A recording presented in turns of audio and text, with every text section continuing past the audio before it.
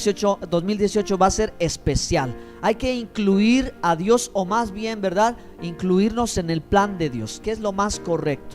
No meter a Dios en nuestra vida, sino nosotros meternos en el plan perfecto de Dios. ¿Y cuál es su plan? Bueno, en muchas ocasiones lo hemos dicho de una forma muy sencilla. Dios quiere que se predique el evangelio.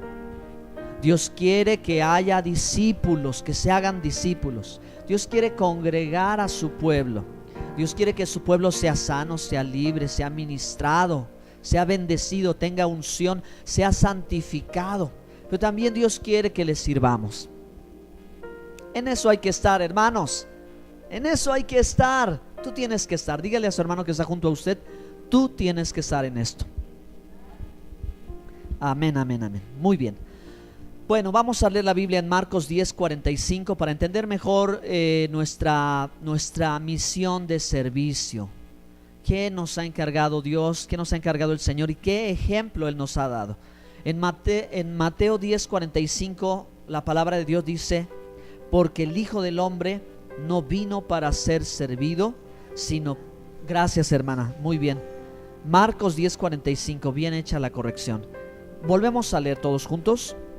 Porque el Hijo de Dios no vino para ser servido, sino para servir. Amén. A esto vino el Señor Jesús, a esto vino el Mesías, a darnos el ejemplo perfecto de liderazgo, de servicio, de ministerio, de cumplir la tarea encomendada por el Dios Todopoderoso en esta tierra, hermanos. Y si nosotros estamos en este camino, también vamos a ser bendecidos. Dicho sea de paso, hermanos, que hay bendición en este quehacer tan especial de parte de Dios. Así que todos están invitados. Tenemos el mejor ejemplo, el ejemplo que el Señor nos ha dado, el ejemplo de servicio. Amén. Vamos a rendirle a Jesús un aplauso, porque no hay mayor y mejor ejemplo que el suyo.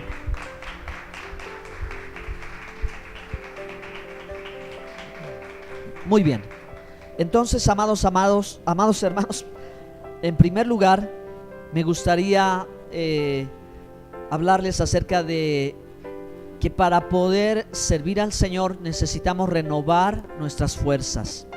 Vamos a leer la Biblia en Isaías 35, verso 3 y verso 4. Que podamos hacer aún un trabajo grande, un trabajo pequeño para el Señor, pero hay que renovar las fuerzas. ¿Qué dice la Escritura?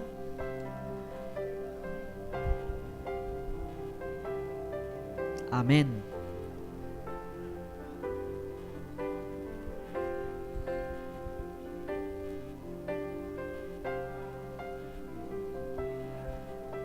Amén. Es una promesa, es una profecía, es una palabra maravillosa que se cumplió. Y vino el Verbo, ¿verdad? Estuvo aquí con nosotros y nos salvó. Amén. Así que dice: decide a los apocados de corazón, a los que les faltan las fuerzas, a los que desmayan, a los que desfallecen. Aquí, hermano, hay un mensaje repetido por el apóstol Pablo cuando dice, ¿verdad?, que en los de la fe hay algunos que son fuertes y hay algunos que son débiles. ¿Quiénes son los que son débiles en la fe? ¿Cuáles son los que son débiles en la fe? Hermanos, los que les cuesta hacer la voluntad de Dios. A quien le cuesta hacer la voluntad de Dios, a este es al que escrituralmente o bíblicamente se le está llamando es débil en la fe, porque Dios ha dado una instrucción, pero él a lo mejor lucha porque no entiende cómo es que Dios quiere, o porque no ve cómo puede llevar a cabo el mandamiento, la instrucción, la obediencia.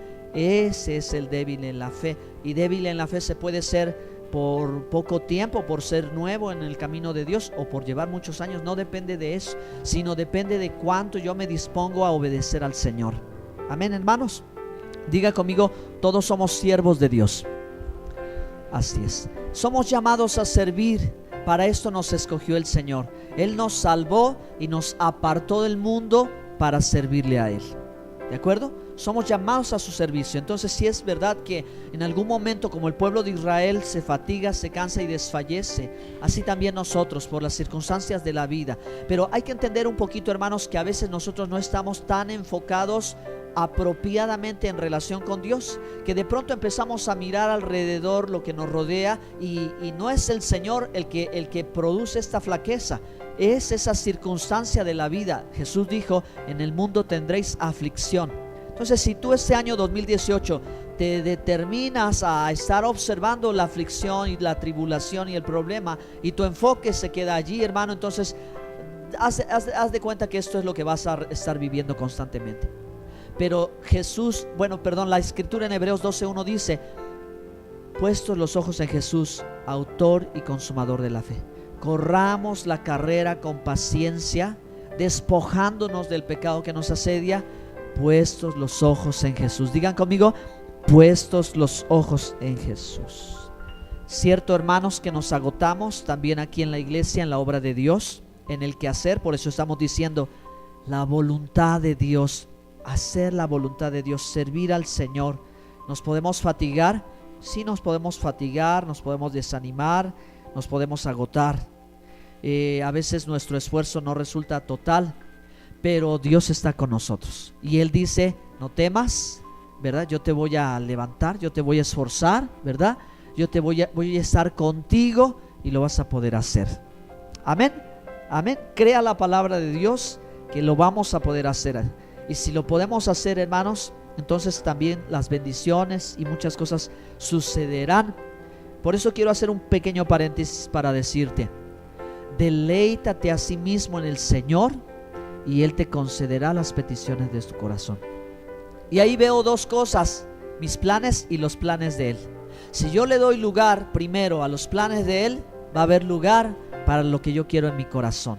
Aunque lo que estoy anhelando, Dios me lo va a conceder. ¿Están aquí? Amén, amén. Muy bien. Entonces vamos a leer un texto bíblico más en Romanos capítulo 6. Romanos 6:18,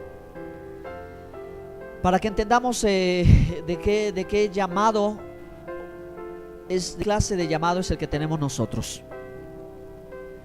¿Pueden leerlo, por favor, hermanos?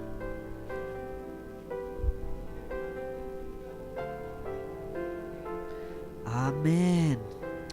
Entonces, por eso hay que hacer hincapié en que el Señor nos salvó. Él nos llamó para ser salvos. Y esta salvación tiene que ver con algo se nos fue quitado que nos ataba. Algo se rompió, se reventó, cualquier atadura, ligadura en relación con el pecado en el pasado, en el ayer, ¿sí? Que hubiéramos tenido, que hubiéramos recibido, que hubiéramos sufrido. Ahí el Señor nos limpió. Él hace un parteaguas, o sea, rompe esto.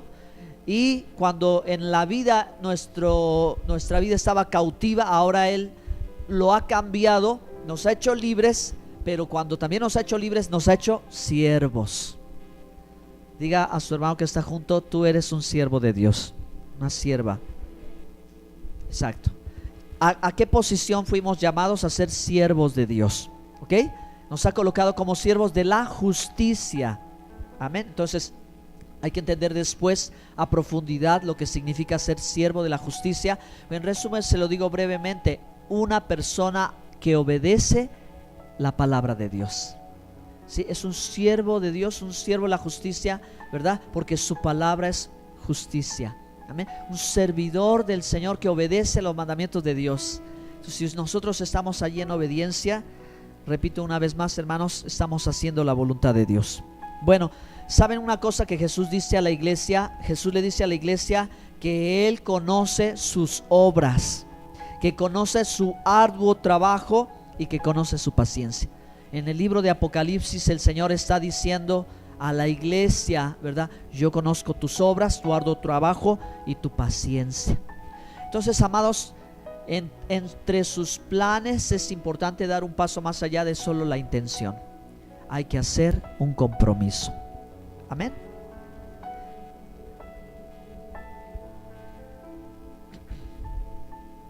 Hay que renovar el compromiso. Hay que renovar el compromiso ahora. Este es el tiempo y este es el momento. Y bueno, quiero que leamos primero Samuel 1:11.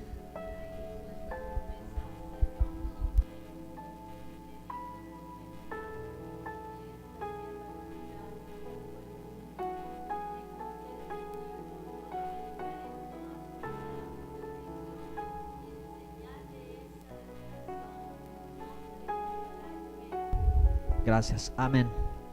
Es la historia de Ana, ¿verdad? Que no podía tener un hijo y tuvo un hijo. Se lo concedió Dios, pero ella desde el principio dijo: será tu siervo. Porque ese bebé nació como un milagro de Dios y con un propósito de Dios. Y quiero agregar, ahora sí de una forma muy general, todos nosotros también nacimos con un propósito de Dios. El hecho de haber conocido al Mesías y reconocerlo como Señor y Salvador, allí está la señal de que desde el vientre de nuestra madre estábamos apartados para servirle y para cumplir el propósito de Dios. ¿No te da gusto? Eres un bendecido, eres un escogido, eres un llamado de parte de Dios. Dale la alabanza, un aplauso al Rey maravilloso. Y hay que hacerlo, hermano. Hay que renovar ese compromiso. Sí, Señor, yo te quiero en mi vida, yo te quiero servir. Úsame en la posibilidad que yo te puedo servir. Hay tantas maneras de servir al Señor, pero se necesita un compromiso renovado. Volver otra vez a tomar fuerzas, ¿verdad? Porque Él nos salvó, le debemos la vida, le debemos todo al Señor. Entonces, ese compromiso es algo en lo que yo me siento obligado con Él, ¿verdad? Porque Él ha hablado a mi vida y yo lo quiero hacer. Mi compromiso es ser sal y luz, ser santo, ser servicial al Señor. Y hoy en día hay gente, hoy en día la gente siente temor por los compromisos. A veces no se siente segura de responder como se espera, pero los compromisos son inevitables. Digan conmigo: los compromisos son inevitables. ¿Con quién vamos a tener compromiso? ¿Con Dios o con el mundo? Primeramente Dios, ¿verdad? El compromiso primero es con el Señor, amados hermanos. Leamos un versículo más para concluir casi en este mediodía. En Juan capítulo 12, 26.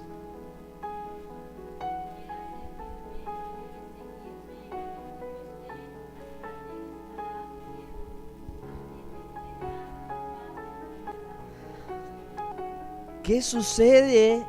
¿Qué debemos de experimentar? ¿Qué podemos esperar cuando un siervo está sirviendo legítimamente al Señor?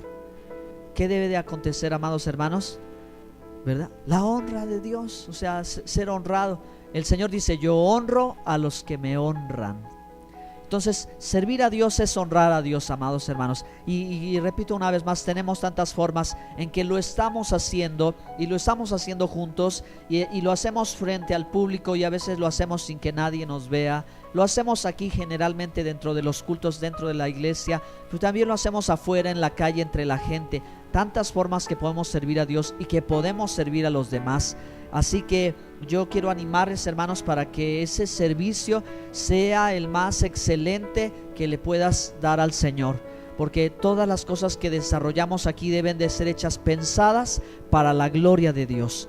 Nunca perder de vista, hermanos amados, que estamos sirviendo al Señor, no estamos sirviendo al hombre. Este es un medio que Él nos ha proporcionado y nos ha dado la oportunidad, pero todos juntos estamos haciendo algo que está diciendo que a Dios le damos todo el reconocimiento y la gloria y la gratitud.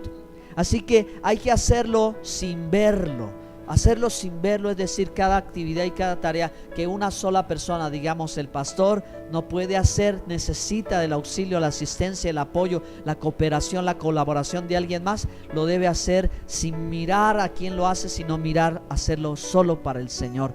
Esa es la experiencia hermosa cristiana. Tú tienes que revisar tu corazón cuando estás limpiando las bancas o barriendo el piso, cuando estás dando un mensaje o una enseñanza. No estás mirando a quién se lo estás entregando, sino estás mirando por quién lo estás haciendo.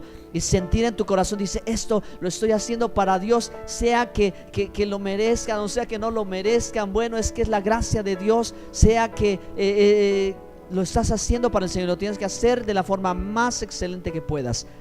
¿Me doy a entender, hermanos amados?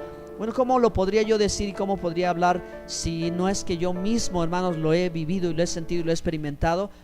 Es parte del crecimiento de todo discípulo, ¿verdad? Es parte del crecimiento de todo discípulo, y esa experiencia implica negarse a sí mismo. En el servicio no podemos dar lugar al orgullo. En el servicio no podemos dar lugar al enojo. En el servicio a Dios no podemos dar lugar a cuantas cosas que de pronto tú te ves así. Ay, Señor, pues lo único que me queda es mantenerme en lo que tú me has decidido a llamar a hacer, y seguir adelante con el Señor. ¿Están aquí, amados hermanos? Bueno, esto es verdad, porque hablamos de compromiso, hablamos de esfuerzo, hablamos de servicio para Dios. Entonces, por favor, pónganse de pie y hagamos una pequeña oración para que, como Jesús decía, el Señor envíe, rogad al